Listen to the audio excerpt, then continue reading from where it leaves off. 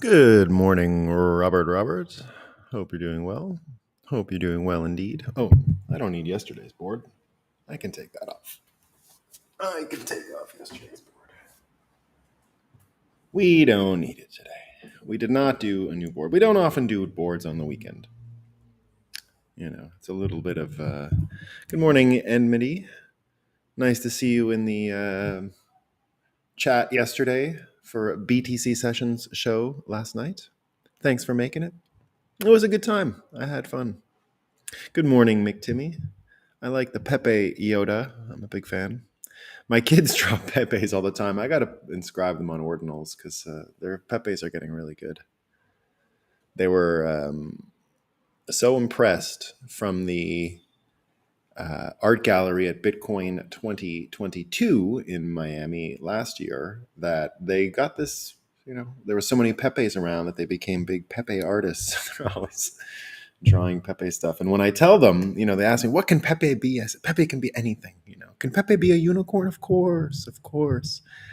So they love it. They love the whole aesthetic. They went to a few art shows actually around the Miami event last year. There was a couple events sort of on the side, and there's always these side events that people create and do the draft behind a bigger event. So, oh, good, you saw it too, Kevin. Great, yeah, it was a lot of fun. Huh? It was a lot of fun. I'm a fan of BTC Sessions. He provides a valuable service to the industry. So I think we're almost about time where we can get started. And I just got to mention that the sun came up just fine today. No problems with that sunrise. And in case you were all wondering, thank Satoshi, thank the Lord, Bitcoin is running just fine. Right? Imagine Bitcoin wasn't running today, of all days, we'd be in big trouble. Because what's going on outside with the psycho fiat system is all the more reason why we're pretty lucky this thing's running, right? We're pretty lucky. I love Pepe and hate what Hillary did to him. Well, let's talk about that in a second. So let's have our coffee because that's all that's left to do. We don't really have any other pressing business, right? We don't have to save the world from anything. Bitcoin's running and the sun is up, so we're good. So I got to tell you if this is okay, if I'm reading this correctly, Enmity says that he loves Pepe and hates what Hillary did to him. You got to be careful here. In case you didn't know, the actual shit posters on 4chan deliberately laid a trap for people to make Pepe a hate symbol. This was done consciously to show how, as long as you give an excuse to the people who would call everything Hitler and Nazi, you'll get the result. So this was whatever happened with Hillary and criticizing Pepe to be a hate symbol was actually deliberate. The original rare Pepe, not all the artists, of course, right? There's a whole organic thing going on in the early days with Pepe and that whole field, right? I actually interviewed one of the original rare Pepe artists at the New York, some university, New York, but it was in the art gallery at NYU, and they have an amazing facility. So we took over the facility that day, and that was probably the first time anyone at Christie's or any of these things. This was like 2018, probably the first time, and they had the sort of elite money laundering New York art scene there, right? Because it was a big deal at the time. And I interviewed Parker. I think his name is Parker Lewis. No, that would be someone else. He's an amazing guy though, and he memetics and all that kind of stuff. He was in it for the shits and giggles, and the original political aspects of Pepe were created as a joke to say, look what we can do. We can manufacture people calling us a hate symbol just because we did these few things. And so it was kind of an experiment. In case you didn't know, it was a trap. Basically, it was a trap. I remember saying, look, this guy, because I had read the 4chan thing at the time, because I was, I knew some Pepe whales back in 2016, 2017, and they all knew what was coming and were sort of embracing it. They're like, this is the goal, to turn it into this, manufactured hate symbol. And that's why the aesthetic of the rare Pepe is always broached onto the I guess you could call it Nazi aesthetic, right? Instead of the swastika, they would put the clover leaf. But it was always, that's why Lord Keck was the great, most valuable. A friend of mine actually had the most valuable Pepe at the time, and I saw it in his wallet. Emily, I have Bitcoin Magazine Pepe Hate, but haven't worn it outside yet. 1 second.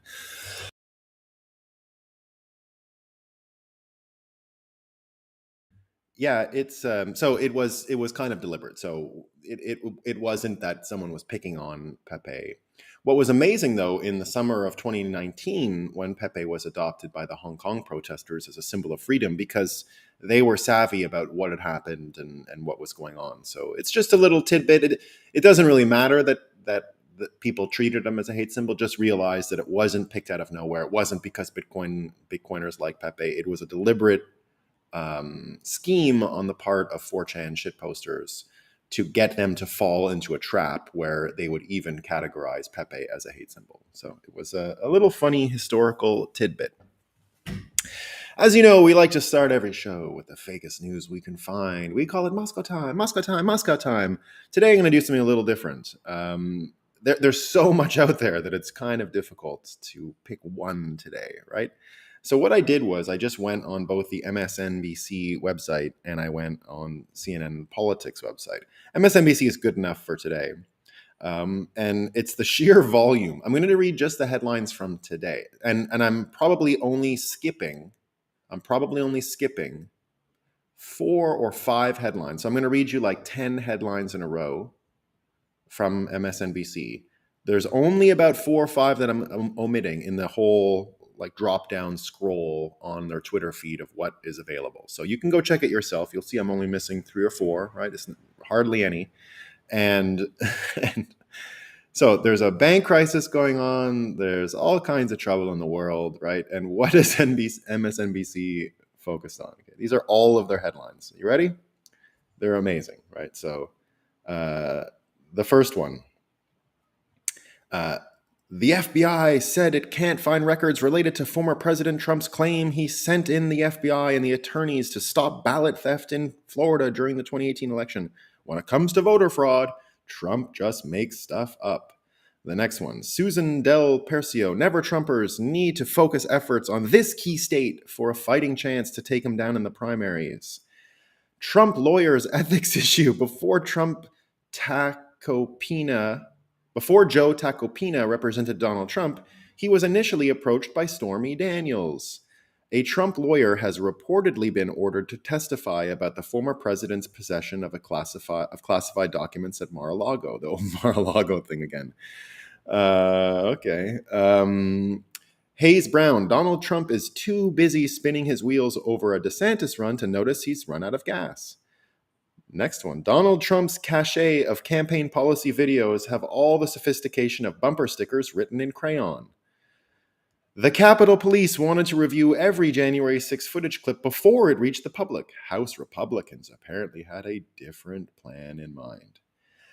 As if Trump didn't have enough troubles, at least 24 people have reportedly received subpoenas as part of the Mar-a-Lago investigation. It goes on and on and on and on. So, yeah, I'll talk about the Credit Suisse one too. Justin in the house. And so the idea here is that only Trump is in the news. And why all of this all of a sudden? Well, it turns out that Trump, there's rumors out there that he might be indicted this week. And indicted on what, in case you were wondering? It's the Stormy Daniels thing again, right? They've gone back. But it's not the money he paid to Stormy Daniels anymore. It's the procedure of how he paid his lawyer, Michael Cohen. And somehow that is in some kind of like tax evasion thing, right? And like that that tax evasion thing is now the walls are closing in on him. Finally, the indictment is coming, and apparently the Manhattan DA has asked about the actual formalities of arresting a president because they're not sure if they're going to handcuff him. They're not sure how to get around the Secret Service because he gets a detail of Secret Service around him all the time. And if that's the case, it's just not that simple as going in and throwing the uh, cuffs on him. So lots of people talking about this, and the contrast here is all the other stuff going on in the world at the same time. All of this attention on Trump suddenly, and lots of people are picking up here, right? Of course, Justin says, keep the masses distracted. It's textbook government propaganda tactics. BTC Moon Guy here. Hey, Bitcoiners. Hey, BTC Moon Guy. So indeed, it is sort of textbook, right? So we can kind of see this coming. Now, what would happen if this takes place? Well, one of the interesting things is that President Trump is a Florida resident, right? He moved from Manhattan because of all this stuff. So what'll have to transpire is the New York DA will have to get extradition from the Florida authorities. Now that gets messy because DeSantis, of course, is maybe running against Trump, and if he doesn't react to it, then of course, he's kind of stuck in a rock and a hard place. If he does extradite or does anything to support this idea, suddenly, I mean, you forget it. Donald Trump gets reelected in a landslide. Even Elon Musk this morning has predicted that if he is actually arrested this morning, forget it. All bets are off, right? It won't even be a minute. You'll have mass rioting in America. They will burn buildings next week if this happens. So I kind of want to see it happen. I don't know about you, but I would love to see a little movement on this. And I hope it's not just a psyop. I hope they're as serious about this as they were about transitory inflation and all these other things that we heard about, right? I hope they do it. I'm serious. It would be one of the funniest things we could hope for. Now, I was called an accelerationist not in a bad way, on the BTC Sessions show yesterday. I was called an accelerationist because, of course, I reiterated my support of John Fetterman 2024 and the reasons around why I would support John Fetterman 2024. He might be, unfortunately though, and I will say this, people have given Fetterman credit. He definitely risked it all and pushed his health to the limit, and in order to do what he thought was right. So you absolutely have to give the guy credit for that. But he might be dead. That there's rumors out there that he went into a hospital for depression, and it might not be real. Now, I have no proof whatsoever. No one's heard from him though since. Now, the depression is a real thing. It's something that definitely comes after strokes, and I don't mean this I'm not trying to joke around right now, right, at all. I know people who've had strokes, and indeed, it is one of the most frustrating things because you can't talk properly, and so I do not want to see anything bad happen to Fetterman. Not just because I want him to run for president, because I'm appreciative of the acceleration it could bring and the lowering of the IQ of the presidency in order to help usher in a much quicker Bitcoin standard. But that's besides the point. We do hope Fetterman does better. So being called an accelerationist, right? And the idea of a former president getting indicted and seeing him in handcuffs and like what would happen, right? Now, one of the interesting byproducts of this debate is indeed this whole extradition thing in Florida, because of course I just don't imagine any scenario where DeSantis goes along with this, and I can't imagine a world where DeSantis would cooperate with New York to extradite Trump to New York. But here's what I like about it. Remember, we talk a lot on the show about the reformation of American federalism and what it means, and the federal government is not the A team and the states are the B team. It's not a subordination thing, right? America was not created for states to be subordinate to Washington, D.C. Now, what happened was we won World War II using the USA Inc.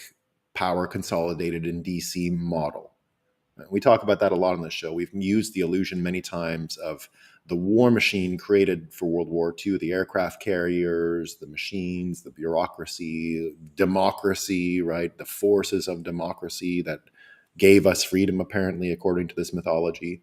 Um, that whole edifice, right, was never shut off. And one of the things the Bitcoin standard will usher in is the turning off of that coordination of government, corporations, the industrial war machine, now the industrial censorship machine, and all of its terrible byproducts, the corporatization and industrialization of the food supply and the tainting of the food supply, the disincentives and misincentives and misaligned coordination of the healthcare system, and of course the completely psychotic at this point bureaucracy that's grown around that is only looking to serve itself and is absolutely not a public service in any way, shape, or form. So watching this battle between an extraditive force from definitely the federal government pushing a state like New York to do something. And remember, this is the Manhattan case. So it has nothing to do with January 6th. That didn't work out. They couldn't indict Trump on that. Nothing to do with the Mar-a-Lago raid, right? Remember the FBI raided the president a little while ago, in case you forgot. Nothing to do with that either. It's back to the Stormy Daniels case, and it's about when he paid, and that's a lie. If you pay your lawyer this way, and then it goes that way, and you reimburse. It's just the stupidest stuff, right? So all technical. I can't even read through the thing to find out exactly what's going on because it's so boring and dumb, right? It's the walls are closing in stuff. I know enough to share with you confidently that it's about the Stormy Daniels thing and about payments that go somewhere. That's as far as my brain will allow me to remember what's going on. So this starts bringing into question an important development that has to happen for a Bitcoin standard. It is this recalibration of American federalism, states' rights, states' powers, how the federal government interacts with them. Because, of course, in a Bitcoin standard, we're going to reduce the size of Washington, D.C., USA, Inc., and the entire bureaucracy down to almost nothing because we'll have real feedback loops. They'll be on real budgets. You're never going to listen to unhealthy people tell you about health again because that's the misalignment of the incentives and how you end up having these characters in positions of authority and power in the first place. So that this is even happening is, I think, a good exercise in arguing about state sovereignty within the American federal system. And eventually, we're going to have a renegotiation of federalism in America. We were talking last night on, what does El Salvador look like, for example, in a few years? Because on the BTC Sessions show last night, you have to give your reason for being bullish. And the reason I gave yesterday was this new thorium nuclear reactor they're announcing in El Salvador. So thorium reactors, if you didn't know, it's a totally new generation of nuclear reactor. And meltdown problems have been engineered out. Now, this thing's not going to be built tomorrow, right? I was even DM'd about the session last night saying, love everything you said, but this is a 2030 time frame on this. This is not coming tomorrow because thorium itself has some supply chain issues. I didn't understand everything, nor did I. It came pretty late last night, and I didn't have a chance to really go through it. But a lot of details. I'm not a nuclear expert, by the way. I know I bring up nuclear stories here a lot. I do not. I have a bit of an understanding of the engineering behind small modular nuclear reactors, different generations, exactly what innovations have happened to get us to where we are today, the benefits of the scale of a small modular nuclear reactor, how waste is dealt with. But beyond that, I don't really know the exact details and intricacies of the whole industry. Enough for a show like this, for sure, right? Where we're just talking about updates and news and movements and all that. But this idea of what El Salvador will be in the future, we contrasted it with what's going on in America. They had to cancel this new train line between LaGuardia Airport, which we talked about this week, to Manhattan because can't do it, right? We don't know how. They passed a tax in Atlanta 7 years ago, and the tax levy was specifically for public transit projects. They've managed to gather about $3 billion, just under $3 billion from this tax in the last 7 years, and they had to kick the can down the road again. They haven't built 1 mile of track, not one station. They're just not going to do it. We were talking on the show last night as well about this famous toilet that got put in Manhattan that cost $500,000 or something to put a toilet in a public park.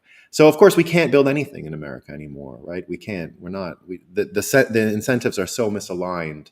And it's so illogical. Even this train that I mentioned in Manhattan that would go from LaGuardia to the city, LaGuardia being in Queens, if you don't know your way around New York.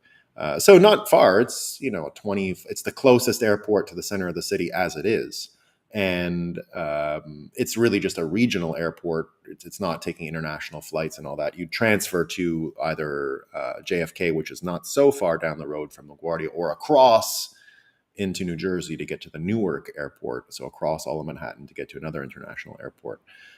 So this rail line is actually not long, super simple. And the reason why it was denied was because they had 4 years to do the environmental review, but they only took 2, which raised alarms and suspicion that it was not a thorough enough review. So not doing it, right? So the contrast here is that, of course, the fiat system does not incentivize any longer and cannot actually create the psychological conditions to have commercial relationships which result in things getting built. We can't align for healthcare. I mean, COVID was one of the great examples of everyone just feasting on the bones of an inefficient system.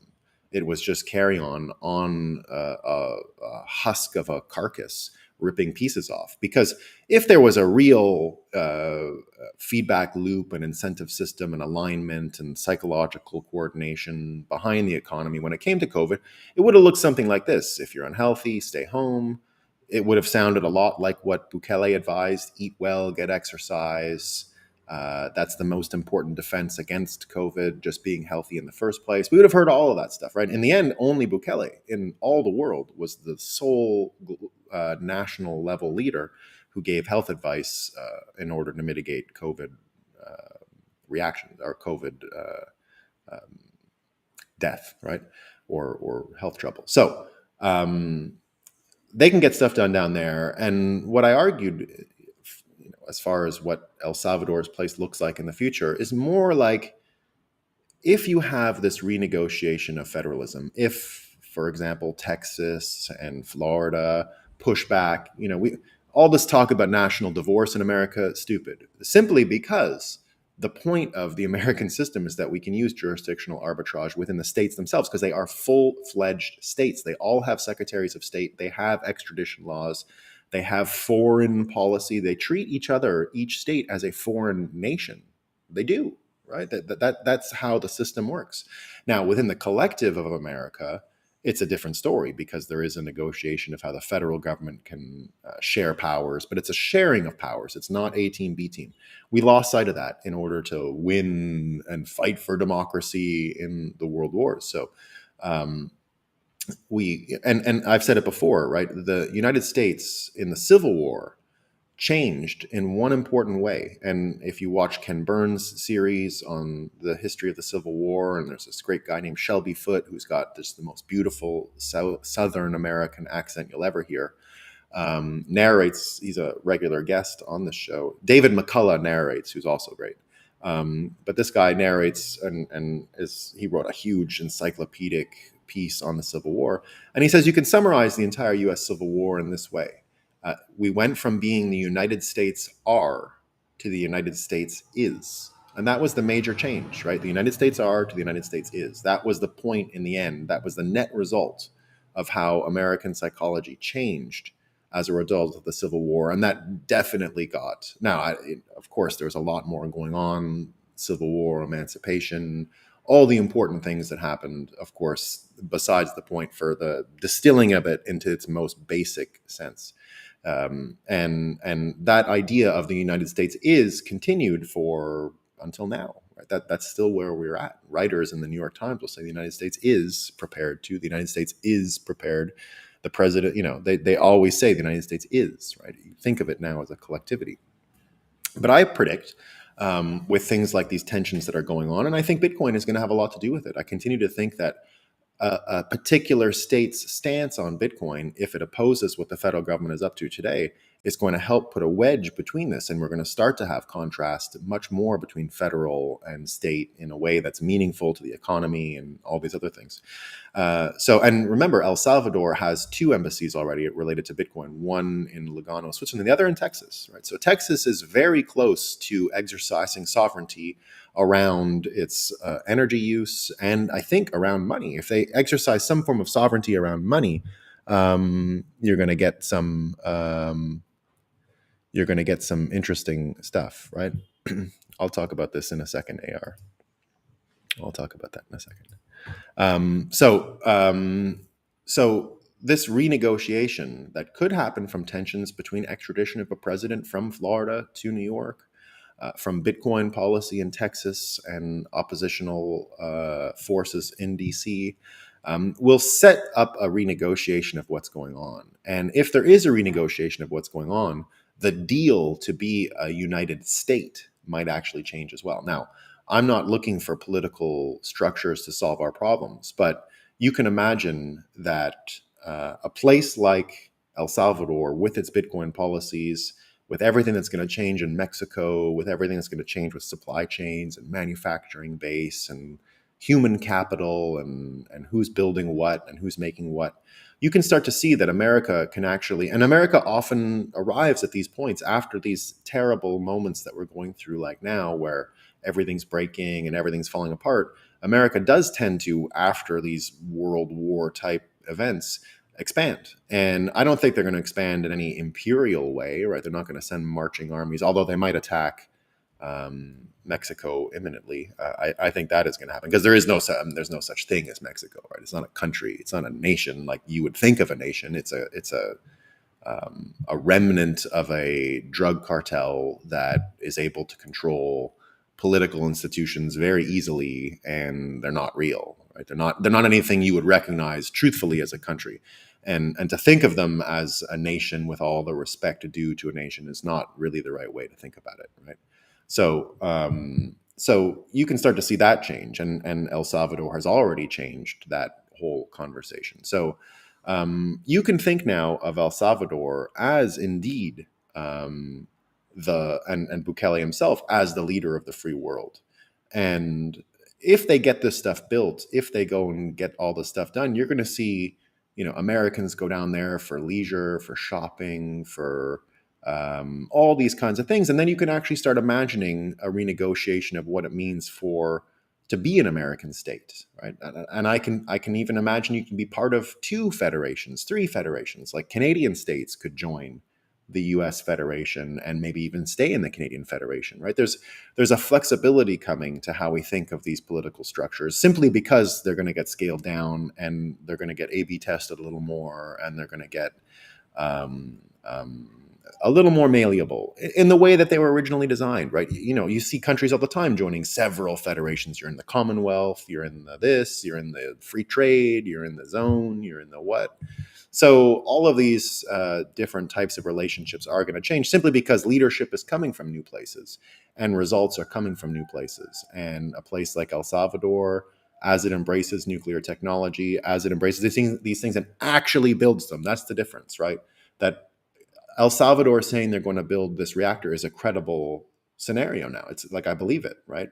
Now, I get hoodwinked all the time by nuclear fission news. That's been 20 years. We get hoodwinked, 30 years. We get hoodwinked from this stuff, right? I fall for it every time. Oh, a breakthrough in nuclear fusion and fission and all this kind of stuff. So, I'm very much prone to getting rolled on nuclear hype, right? I admit it freely. Simply because it fits my narrative bias. I want to see nuclear energy proliferate in the world, and so I want to see it and believe it.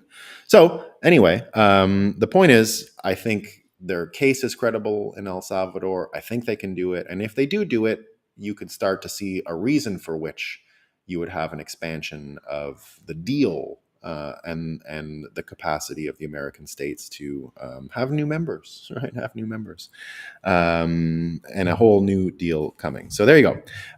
Now, let's go back to Trump. Trump is not the only person who's being threatened with arrest this week. Simultaneous to Trump getting threatened with an indictment and handcuffed and arrested in America.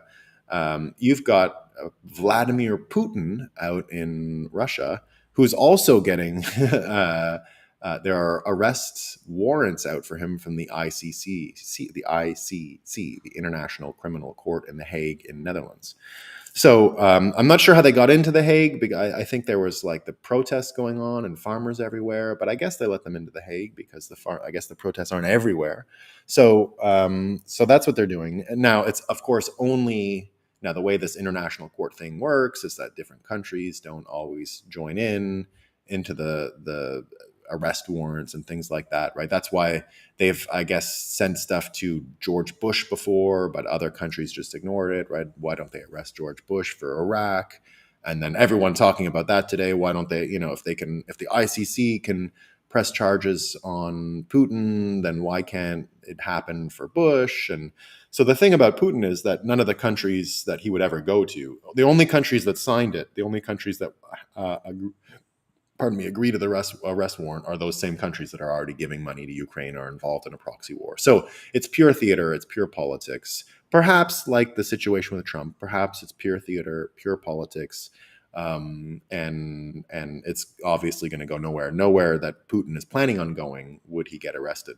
Furthermore, and this is big news, Putin will have a visitor this week, and it'll be President Xi from China, and they are going to sign a declaration that describes a new era in relations between China and Russia. Afterwards, Xi is going to have a conversation with Zelensky and try and broker peace. Now, Xi has already brokered a major peace deal between Saudi Arabia and Iran, which has led to a ceasefire. So there was already a ceasefire in the Yemeni war. Yemeni war being another proxy war between two countries, in this case, Saudi and Iran. They've been fighting for a long time. So the proxy war that is there is over, and the deal was not brokered by the Americans, right? It was brokered by the Chinese.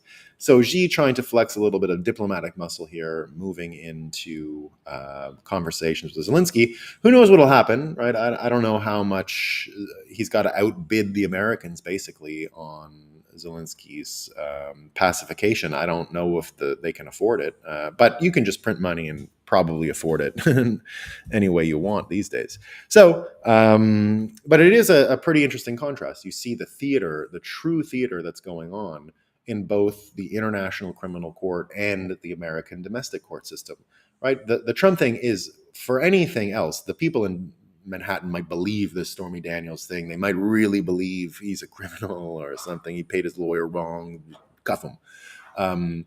But of course, the theater is a major part of it. It's Trump derangement syndrome. It's psycho people doing psycho things, right?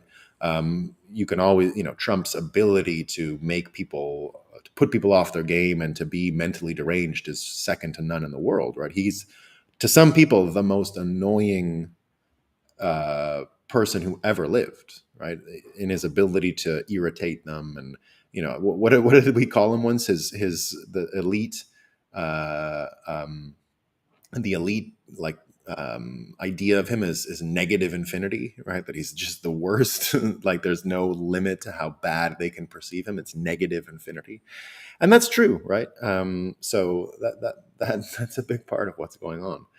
So of course, theater, just the specter of him being arrested, and you can see the concern that's out there that he's gathering power. And of course, as Elon Musk predicted, as I mentioned, right, as Elon Musk predicted, he would be reelected in a second. In the same instance with Putin, his people are behind him and think this whole international arrest thing is ridiculous. They know that all of this is shitty, right? From what I understand, the Russian people that I know, the Russian people I've heard, know this whole thing is a disaster and terrible, but they don't want to get bullied and pushed around, right? So you can understand that point of view. So they're willing to live with Putin's not great presence in order to not have their entire country crushed, right?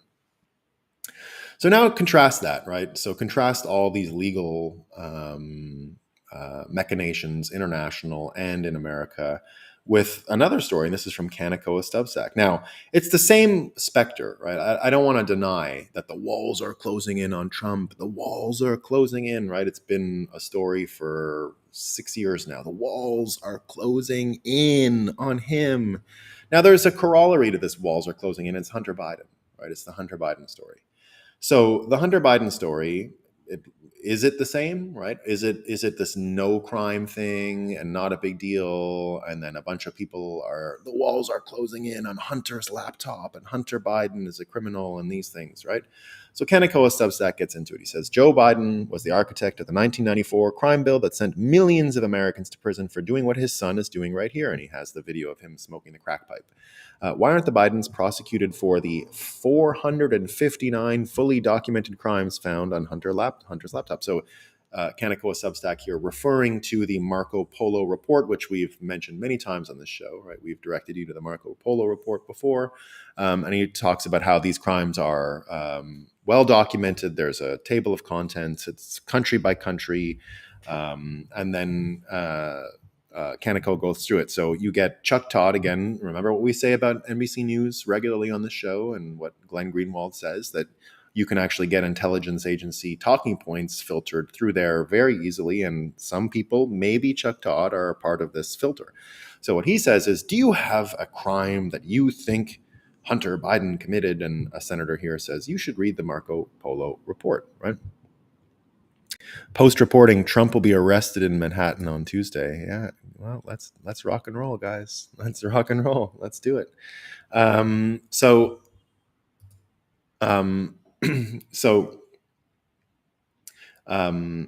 He breaks all this stuff down with what's going on and mentioning all the money that, it's another one of these things that I can't follow all the who paid who. We know the families involved and who said what and for the big guy and all this stuff.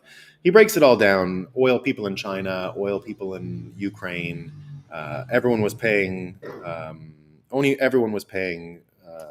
Hunter, other family members, Hunter's, when I guess Beau Biden's wife, and then Beau died, and then Hunter dated the wife too, and she was getting money. She was in on a lot of these contracts.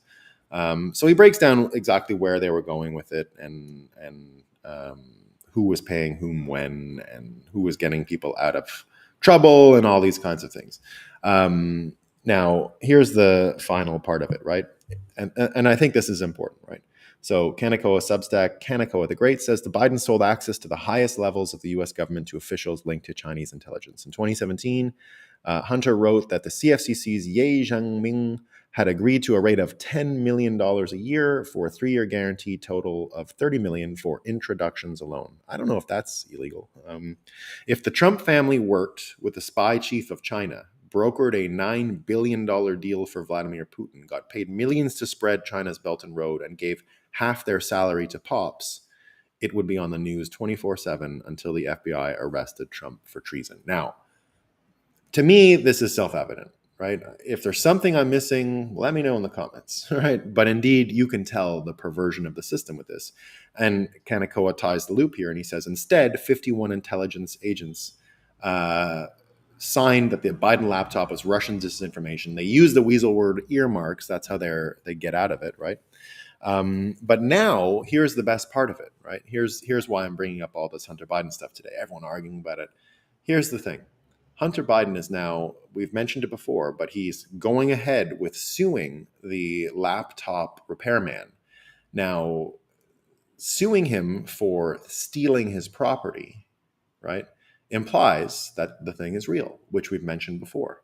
So, but in the same vein, they keep saying, but it's not real. So they're using the justice system to sue somebody for a thing which is real, but they say it's not. For stealing something that they say is not real. Think about that for a second. So indeed, we live in a extremely psychotic and perverted system filled with actual criminals. And it's got to break, right? It's got to break. But the good news is it is breaking. We woke up this morning again to news that the Credit Suisse thing hasn't worked. The stock is just didn't matter, but the 54 billion psychologically, that's why we call this show The Breakup. We are dealing with psychological engines. We're dealing with exactly what Yellen and Powell were saying this week, right? It's about expectations, it's about mood, it's about how people feel, right? Indeed, it is. And the point of fiat built on words is the words must conjure. If the words can't conjure, it ain't going to work, right? That's the difference between a system built on engineering and a system built on words, which is what we're faced with now, right? Choosing between a system based on engineering and one based on words. So it goes further, right? Now that all of this stuff is happening, you get the Federal Reserve with their statements on the SVB intervention being released, right? So they always release their statements a few days after. They actually blocked mention of their own role and regulatory flaws in supervising this bank. So again, no feedback, no responsibility, running away from the problems, which is what we've predicted for a long time now. We've said that because they will, it's already, if you believed that inflation was transitory, you're the idiot. We signaled that it wasn't. We used the word transitory, but we signaled that it wasn't. And that's why you have this mismatch on interest and the trouble that they're all in.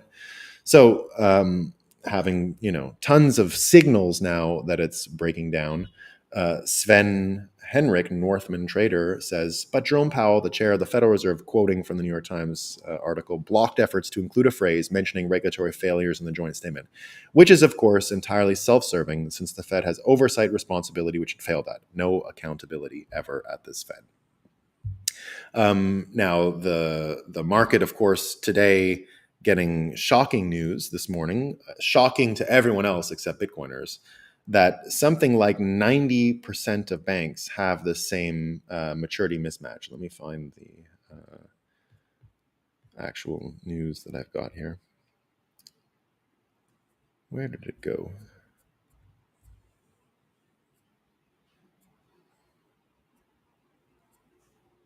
Oh yeah, here it is. So 186 banks have similar risks to Silicon Valley Bank.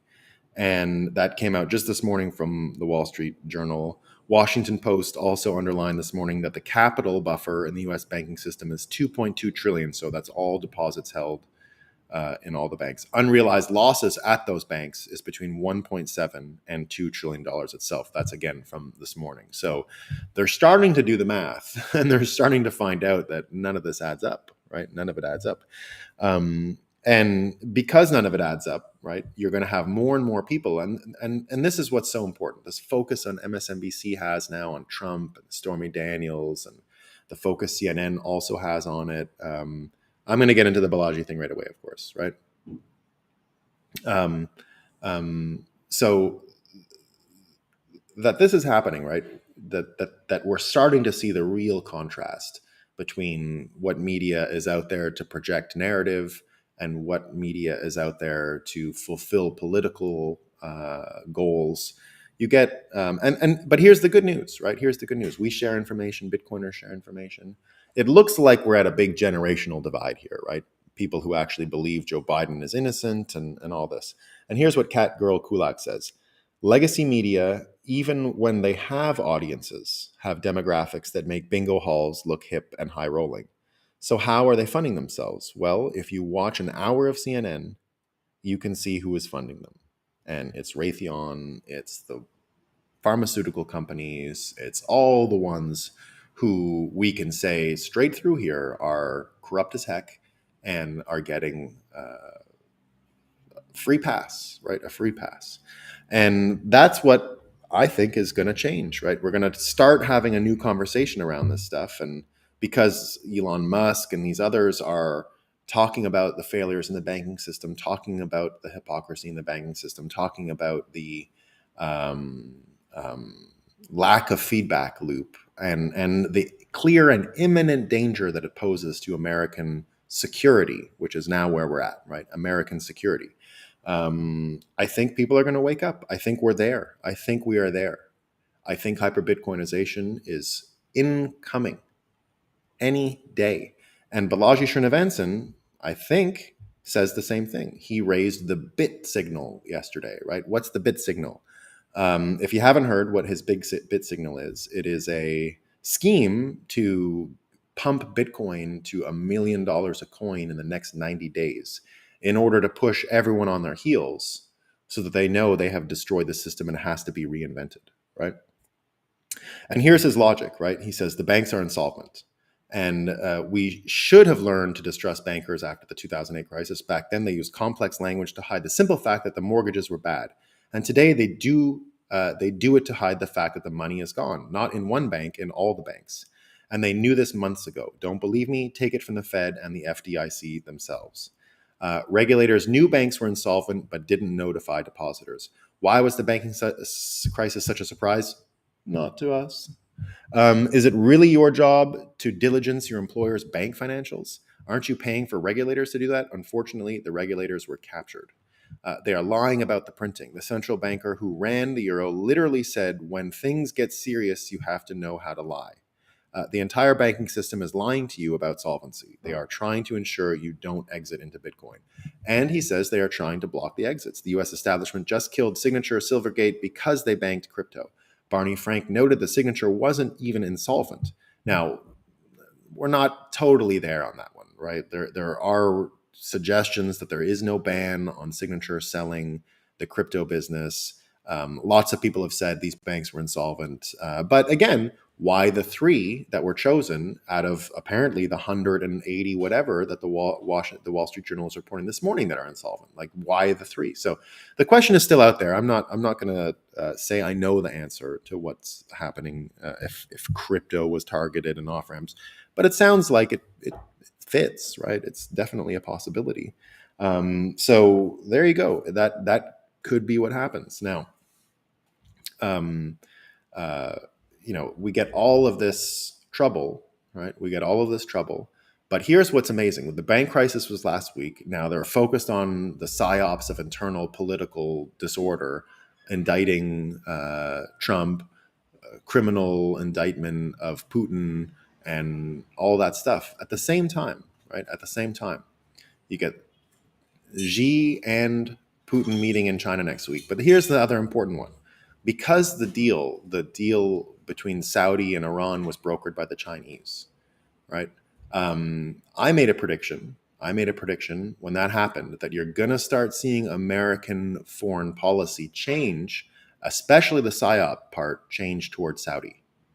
And what do we have here, right? What do we have here but a headline from 2 days ago on Reuters? U.S. senators adopt new strategy to push Saudi Arabia on human rights.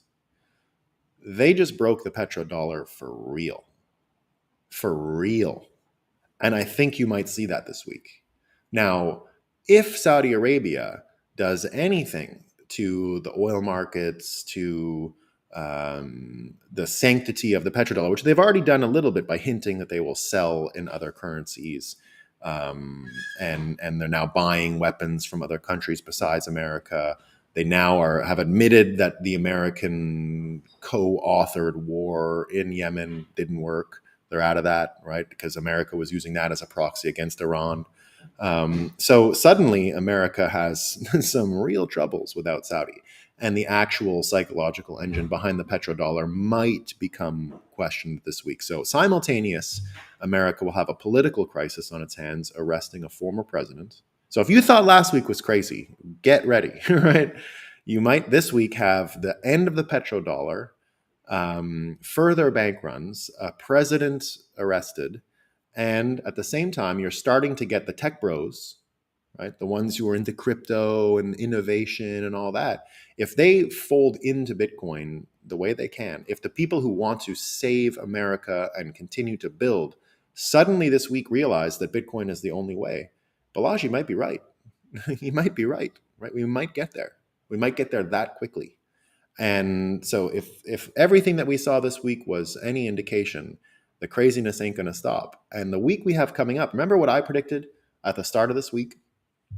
Which is, and this was just out of nowhere, right? We were just having fun a week ago on our show, and we said, well, Remember the whole Terra Luna thing began on a full moon eclipse in June, and then the FTX thing happened on the next full moon eclipse in November, right? We talked about that.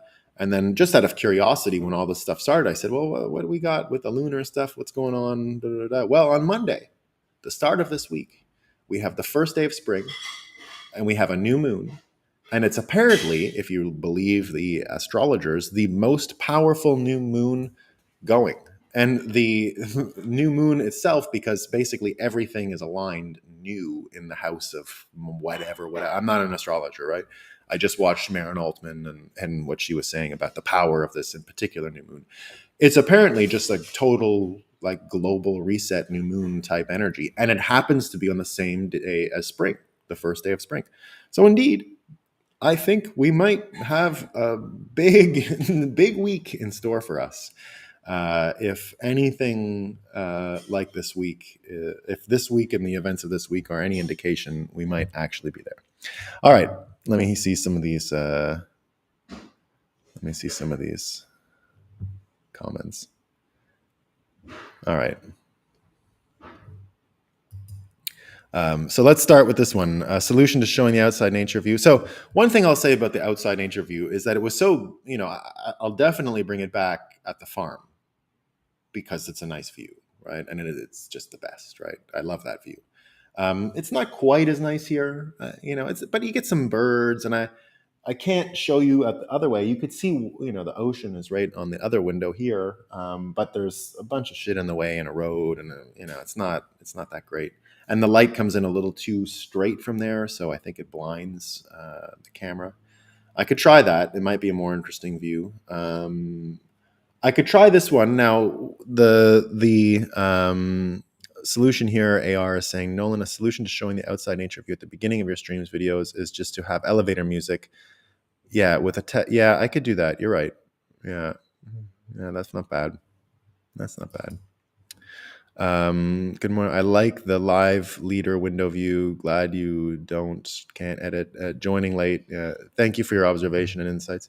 Yeah, look, it was just one piece of feedback, and I'm trying to experiment with stuff, and always wondered if some people were annoyed by that or thought it was a mistake indeed, and so I wanted to try some, and it builds suspense. Yeah, okay. And I think Daniel here means it's like bird feeding in the separate videos. Yeah, I agree. I like the bird feeding in the separate videos, and because it's true, right? The people you spend time with and the aesthetic of those people does influence you, right? You have to be careful about those kinds of things. I'm very careful about the music I listen to. For example, I barely listen to music, and if I do, it's got to be the right kind of music because it's a hijack mechanism, right? It's like drugs.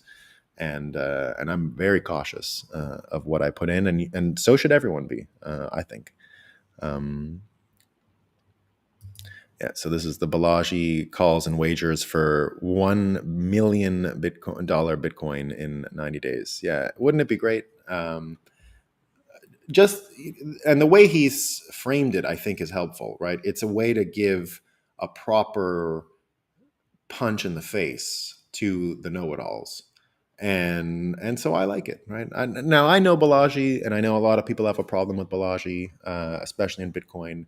It's hard for me when I know some of these people and I've spent time with them, because I just he got COVID wrong and he's a dystopian. What I know about Balaji is one of the smartest people I've ever met. He's been generous with his time and his energy with me for years. We were calling him at CoinDesk in the old days, 2015, 2016. He'd hop on a call in the middle of the night, give you feedback, tell you a bunch of stuff that you didn't know, shared liberally and generously. And it's hard for me to ever forget that. He gets stuff wrong, but I'll never stop thinking him interesting and all those things. So when he says $1 million Bitcoin in 90 days, I say, let's go. Let's go. I'm in. Just print two. You're a genius, Justin. Shit, they got to hire you, man, right? We can get all of this solved. Just print the money. You're done. You're a genius. There you go. The road to CBDC, cut out FDIC. Yeah, that we said that here really early, right? Once the Fed is the backer. Now,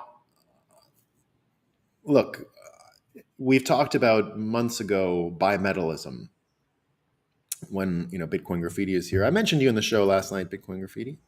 So Bitcoin Graffiti, of course, is a big fan, and so am I, of reading The Wizard of Oz through the historical lens of it being about money and finance and politics and all these things. And when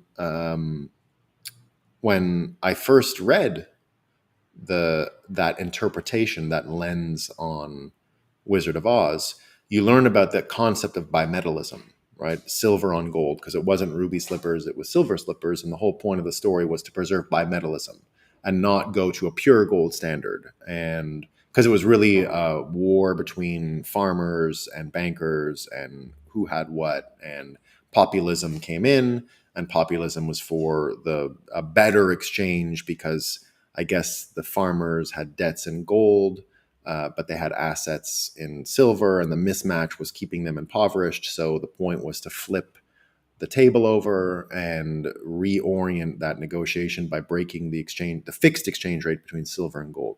But nevertheless, the idea of bimetallism is still an intriguing one.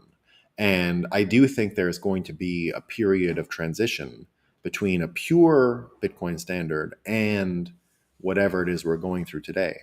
And I imagine it to be a type of bimetallism, except on one hand, the consumer dollars are these political fiat dollars. The actual political nature, the policy nature of politics will create a type of currency for like EBT, basically, right? Food stamps for consumption. I don't want people dying in the street, right? So what you could end up having is a currency made by a remnant of the US dollar. It would be the US dollar, right? It's going to be the US dollar. It's just going to be a reiterated US dollar. And indeed, it would come from the Federal Reserve. And I think the Federal Reserve would change in nature at that point, but it will be for some people. And so there you go. There you go. That's what's up. Yeah. According to Marin, of course. Yeah. Marin's great. Huh? Wait, that's next to the red moon and has confluence with the I Ching hunger prediction. Nice. Yeah. Glenn says, I like gold and BTC. Yeah. Gold and BTC, like if you're hedging against bank collapse, of course, right? Of course. But we're not talking exactly about that. We're talking about how the remnant legacy system survives and we don't have people dying in the streets. So I can just imagine there being this type of fiat that exists in a type of symbiosis with Bitcoin for a generation at least. Yeah, Jason from ARC and Nolan picking same day to watch. Yeah, we'll see. The idea of BitSignal is great. Yeah, I think so. We should get the disco lights with the shapes and point them to the clouds over cities. Yeah, no kidding. That's what we should do. Damn you. I once did that. I did a publicity stunt in like the 2017 market, and this would have been summertime, where me and the CoinDesk guys went at middle of the night and went down to Wall Street with projectors and shot the Bitcoin symbol on it and our research, because we were publishing some research. The pictures didn't end up coming out, so we didn't actually publish them. It's too bad. We probably should have just published them as it was. But they're pretty neat. I still have them. They're pretty fun to look at, where, we had a little, some alcohol beforehand, waited for the streets to empty and get a little dark, and then brought this projector and just shot all over the building. And so you get just sprayed Bitcoin on the stock exchange at night.